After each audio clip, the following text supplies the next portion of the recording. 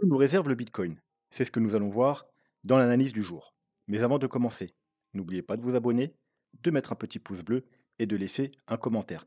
Alors aujourd'hui, on va faire une petite vidéo tout simplement parce que j'ai besoin de me garder du temps. Comme vous savez, demain, on va avoir une vidéo qui va me demander beaucoup de travail tout simplement parce que je vais devoir analyser une bonne cinquantaine de cryptos. C'est la vidéo pour le nouveau portefeuille de la chaîne. Donc, si vous voulez savoir de quoi il s'agit, pourquoi on fait un nouveau portefeuille, comment, quand, pour qui, à qui il s'adresse, allez voir la vidéo d'hier où il y a tous les détails et demain, il y aura la vidéo où on mettra le portefeuille en direct. Voilà, donc on va pas perdre trop de temps et on va se diriger directement vers la cryptomap du jour qui est plus verte. Effectivement, il y a beaucoup plus de vert que de rouge, hein. Le Bitcoin, il continue son petit rebond et la plupart des altcoins le suivent, mais on a quand même encore quel quelques altcoins, hein, pas mal d'altcoins qui sont dans le rouge avec des chutes de 5 à 10. Voilà et du côté, des altcoins qui sont bullish, c'est pareil globalement on a, entre 2 et 8 de hausse en moyenne, mais on a quelques altcoins, voilà, comme d'habitude, qui tirent, leur épingle du jeu, hein, notamment, Brett, hein, Memecoin, Fai que je connais pas probablement vu l'image un Memecoin et on a Eugène avec 15 également et SPX avec 11. Donc du côté du Bitcoin. Bitcoin continue son petit rebond, hein. On est en train de casser alors, hein, j'ai réarrangé un petit peu, la trendline pour qu'elle soit le plus pertinente possible, hein. Il faut jamais, enfin il faut ne pas hésiter à modifier un peu vos figures chartistes pour qu'elles collent le plus près, elles soient le plus pertinentes. C'est-à-dire qu'on a une trendline et ben, qu'elle ait le plus de points de contact possible. Donc là, j'ai arrangé pour qu'elle soit vraiment le plus pertinente possible et c'est comme ça qu'elle est le meilleure, au jour J. Donc on est en train de casser cette, falling wedge. On est toujours dans le range. Le range, pareil, je l'ai rétréci. J'ai tout simplement mis les clôtures. Vous voyez, c'est toutes les clôtures, toutes les clôtures, toutes les clôtures. Il y a que des mèches au-dessus et que des mèches en dessous. Voilà, parce qu'on a en daily, hein, on est en daily, on a, depuis qu'on est rentré depuis le 2 février, on n'a eu aucune clôture sous les 95 800, enfin, excusez-moi, les 95 687 et aucune clôture sous les 97 000, allez, on va arrondir à 98 000 $. Donc bien évidemment, là, on est en train de casser la falling wedge, donc la trendline baissière. La journée n'est pas clôturée, hein, on ne sait jamais ce qui peut se passer, on pourrait très bien tout réintégrer. Si on clôture de la sorte, c'est une bonne nouvelle. Mais maintenant, comme vous savez, pour valider la cassure d'une trendline, il faut casser la première résistance qui suit. Bon, la première résistance, c'est tout simplement eh bien, le haut du range. Voilà, donc clôturer au-dessus de la trendline, c'est bien, clôturer au-dessus du range, c'est mieux. Et puis, ce qui est encore mieux, c'est d'avoir une bougie de confirmation, bien évidemment. Donc demain soir, si on a clôturé au-dessus aujourd'hui avec une bougie de confirmation, ce sera une très bonne chose et on ira probablement rejoindre eh bien, le gros niveau de résistance aux alentours des 99 100 000 $, le niveau clé, le niveau un peu qui va potentiellement nous donner de fortes chances, si on arrive à le casser, eh bien, à, à définir qu'on aura peut-être probablement, fort probablement, trouvé un bottom dans cette zone-là.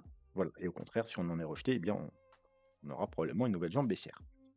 Allez, on va voir rapidement deux trois indicateurs. On va rester sur le daily, le court terme. Le weekly, on l'a déjà fait en début de semaine.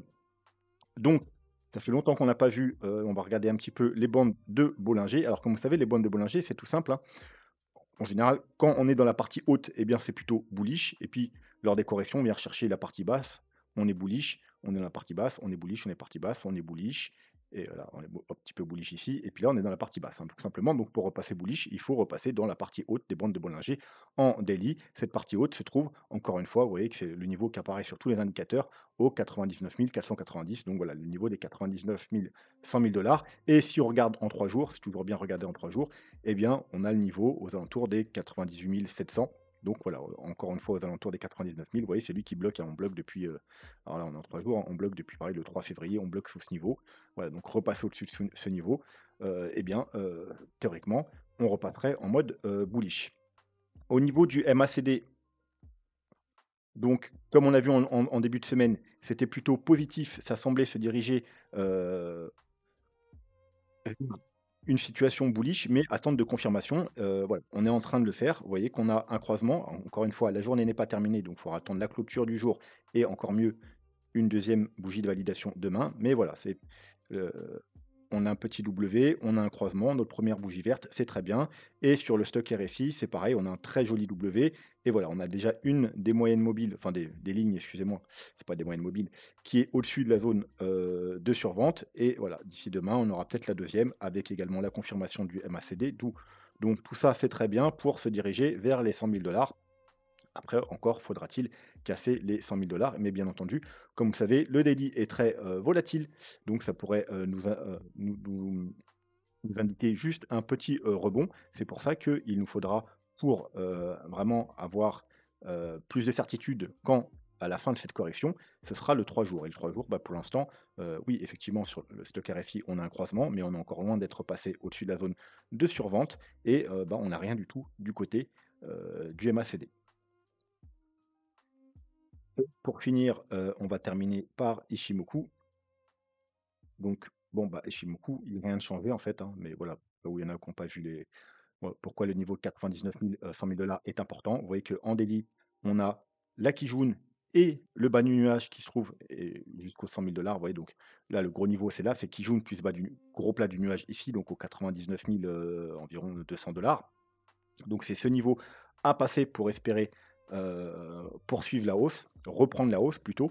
Si on va le voir en 3 jours, on a exactement la même chose. On a la Kijun et la Tenkan qui sont toutes les 2 cumulées aux alentours des 99 200 $ et puis on peut même aller voir en weekly et encore une fois, on aura notre même niveau, c'est notre Tenkan, hein, qui se trouve aux 99 300 $. Voilà, donc 99 000, 100 000 $, c'est la prochaine target si on a les bonnes clôtures, heu au-dessus des niveaux actuels. Et ensuite, eh bien, ce sera le niveau clé, hein. Soit on va passer et on va pouvoir reprendre la hausse, fort probablement, ou soit on va avoir un rejet, potentiellement avoir une nouvelle jambe baissière. Et là, je vous invite à aller voir, par exemple, la vidéo de lundi pour connaître les targets à la baisse. Voilà. Je voulais vous montrer aussi un petit quelque chose. Alors, je ne peux pas le prendre. Alors, ça vient d'une vidéo, hein, c'est Crypto Stack Academy. Euh, Je peux pas vous le montrer moi-même parce que c'est des graphiques qui sont payants. Voilà, alors c'est sur Glassnode, hein, il y a un certain nombre de graphiques qui sont, gratuits. Ceux-là, ils sont payants. Moi, j'ai pas la formule payante sur Glassnode. Donc je vous reprends directement la vidéo de Cryptos Academy, hein. C'est, comment il s'appelle? Profchen ou un truc comme ça? Heu, Profchen, voilà, Profchen, c'est un mec, sur Cryptos Academy qui fait que des analyses on-chain, voilà, une fois par semaine, je crois, il fait une analyse on-chain. Et donc, c'est des graphiques intéressants. Alors, d'une part, ça va nous montrer quelque chose d'intéressant et d'autre part, ça va nous montrer qu'il faut jamais se fier à un seul graphique, un seul indicateur parce que, bah, ça peut être trompeur. Mais voilà, on va quand même voir, de bonnes choses. Alors attendez, là, il y a ça qui gêne, je vais essayer de trouver un passage, voilà, un peu mieux. Donc là, c'est quoi? C'est, c'est des transferts de volume, donc du bitcoin, hein, on parle que du bitcoin, par rapport, des échanges, c'est-à-dire l'entrée et la sortie du bitcoin sur les échanges. Et ce qu'on peut voir, c'est que lorsqu'on est sur des phases, de bottom, eh bien, on a des sorties du bitcoin sur les échanges. Et au contraire, quand on a une phase de top comme ici, eh bien, on a, des rentrées. Tout simplement pourquoi? Eh bien, sur les phases de bottom, eh bien, on sort notre bitcoin parce vous voyez, on a accumulé du bitcoin et donc on le sort petit à petit des échanges pour le stocker pendant tout le bull market. En général, ça, c'est plutôt les gros portefeuilles, hein. Les petits investisseurs, ils font l'inverse, hein, ils vendent en panique ici, puis ils rachètent en haut. Et ensuite, bah, quand on arrive, sur des sommets, eh bien, on remet tous les bitcoins sur les échanges, bah, pour pouvoir les vendre et prendre les profits tout simplement. Voilà. Et donc d'ailleurs, on peut voir que les investisseurs, c'est là qu'ils sont sortis sur le premier top et pas là, hein, parce que les professionnels, hein, on avait bien, discerné que le top était là et que là, c'était un mouvement correctif et donc là, fallait prendre des profits. Il y a eu des profits aussi de prix ici, mais oui, moins qu'ici. Et ensuite, on peut voir le bottom ici, encore forte sortie de Bitcoin. Grosse sortie du Bitcoin des exchanges. Alors, comme le dit Prochaine, ça a été appuyé aussi, cette grosse mèche-là, c'était vraiment, extravagant. C'était à cause d'FTX et donc il y a beaucoup de personnes qui ont pris peur et qui ont retiré tout simplement leur crypto des exchanges. Mais, même si on enlève cette mèche, vous voyez qu'il y a quand même pas mal de volume. Ensuite, là, on peut voir que sur le top, le premier top ici, un mini top, il y a eu un petit peu aussi, de vert. Un petit peu là, mais ce qu'on peut voir là sur le top là, eh bien, c'est qu'on a, beaucoup de rouge.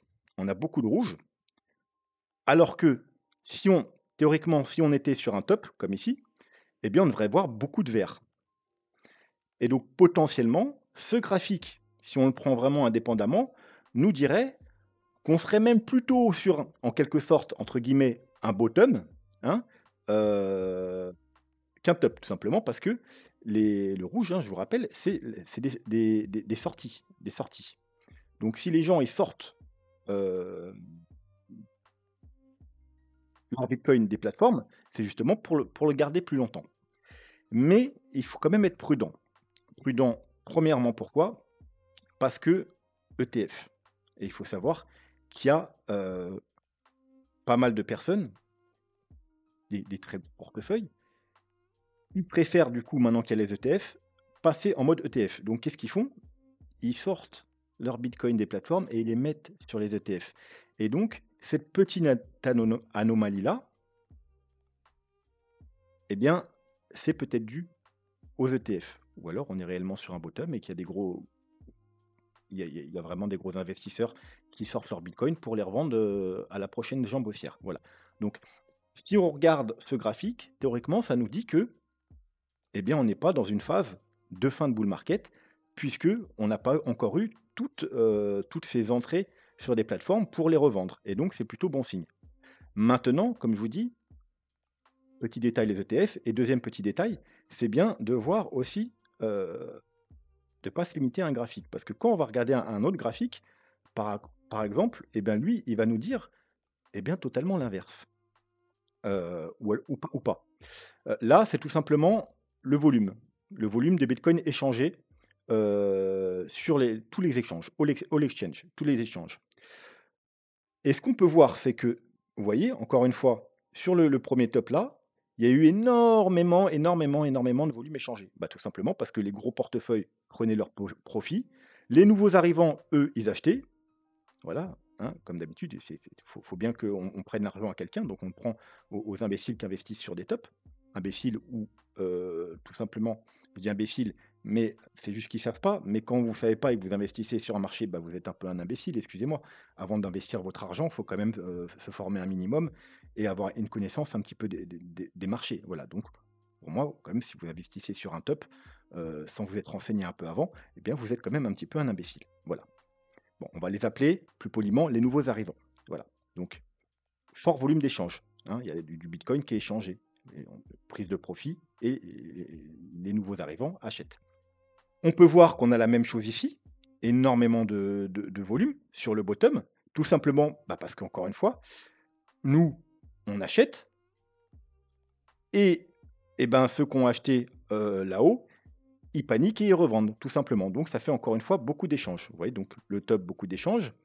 Et vous voyez qu'encore une fois, le deuxième temp, il y a eu pas mal d'échanges, mais beaucoup moins que le premier. Er C'est là que s'est fait tous les échanges, que vraiment il y a eu la prise de profit et que tous les arrivants ont acheté. Donc là, l'inverse, on réinvestit, on rachète et ceux qui sont arrivés tard, eh bien, ils paniquent parce qu'on leur dit que le bitcoin va aller à 9 000, à 4 000, à 5 000 $, que le bitcoin est mort, et cetera, et donc ils vendent. On peut voir un petit peu de volume d'échange ici quand on l'a atteint, tout simplement, hein, c'est ce que je vous avais dit à la dernière vidéo, c'était pas déconnant. Moi, je l'ai pas fait, mais pour un investisseur qui avait acheté là, de prendre quelques profits, quand on est venu chercher le double top ici, aux 73 000 parce que c'est une résistance majeure. Donc il y a eu des volumes d'échange et là, actuellement, on peut voir un très fort volume d'échange. Vous voyez, supérieur même à là et là. Donc, vu qu'on n'est pas quand même sur un bottom, on pourrait se dire que bah, on est peut-être sur un top, comme ici. En tout cas, on est sur une prise massive de profit. La même chose qu'ici.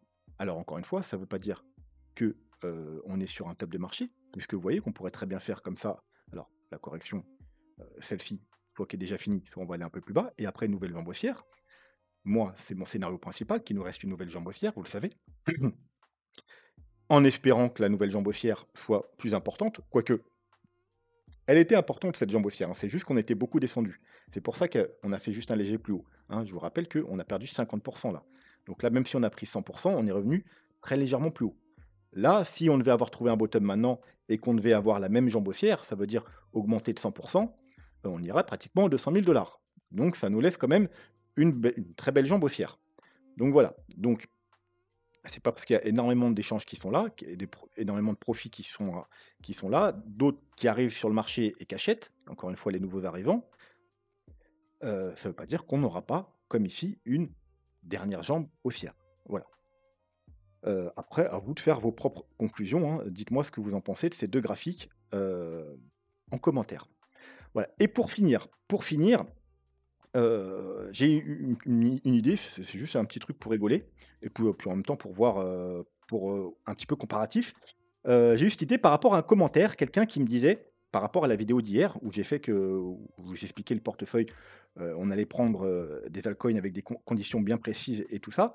La personne m'a dit: «Mais en fait, si tu prends si tu aurais les mêmes résultats si tu prenais 10 cryptos au hasard dans le top 100». Bon, bah, j'ai dit: «Bah, ça peut être une bonne idée justement pour voir si le hasard peut surperformer une bonne stratégie et bien, demain quand on fera le portefeuille, et bien tout simplement, vous voyez, j'ai déjà fait créé un dernier portefeuille casino. On prendra 10 cryptos au hasard dans le top 100 et comme ça on pourra le comparer par rapport, et bien, au portefeuille, heu, qu'on avec lequel on aura fait une bonne stratégie demain et puis également avec le portefeuille, de la chaîne. Alors pour prendre les cryptos au hasard, comme j'ai aucune méthode pour prendre, au hasard, je me suis dit: «Je vais tout simplement prendre», alors au début je me suis dit tous les 10, vous voyez le 10, 20, 30, mais je me suis dit: «Les gens ils vont dire c'est pas du hasard parce que c'est des chiffres ronds et cetera». Donc je vais tout simplement prendre tous les 9, hein, donc je vais prendre la 9e crypto. Alors ça change tout le temps, donc je ferai ça, je les prendrai demain juste avant d'enregistrer la vidéo, qu'on n'aura pas non plus le temps de faire ça en plus dans la vidéo de demain.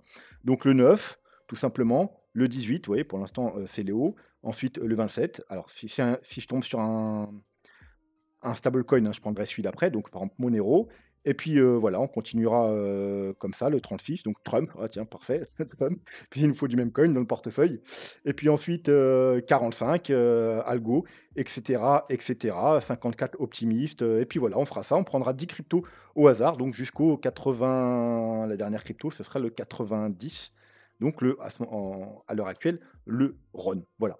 Donc ça peut être sympa, hein, de voir si, prendre des cryptos au hasard, ça marche. Alors comme vous le savez, bien entendu, ça peut marcher, puisque dans les cryptos, il y a une part de chance, hein. Des fois, il y a des altcoins qui pump alors qu'il y a aucun, ils ont une tokenomics dégueulasse, il y a aucun fondamental. C'est juste parce qu'il va y avoir de la hype ou des fois on sait même pas trop la raison, il y a des altcoins qui vont pump.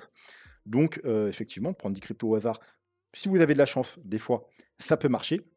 Mais bien entendu, c'est toujours plus raisonnable, d'avoir une stratégie et d'essayer de faire un portefeuille qui, limite les risques, hein. De toute façon, on reverra ça demain sur pourquoi du portefeuille, on verra ça un petit peu demain, et puis voilà. Bon, allez, on va s'arrêter là. Comme je vous dis, je dois aller me mettre au travail. N'hésitez pas en commentaire, hein, je vous rappelle. Alors je vais vous rappeler les conditions parce que, c'est vous qui allez me proposer des cryptos analysés pour le portefeuille de demain.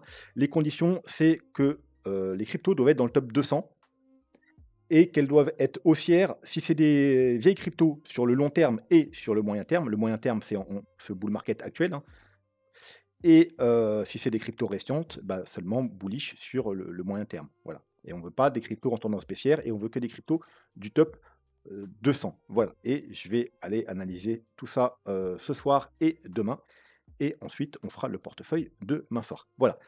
Sur ce, moi je vous souhaite une, bonne soirée et je vous dis à demain. Tchuss.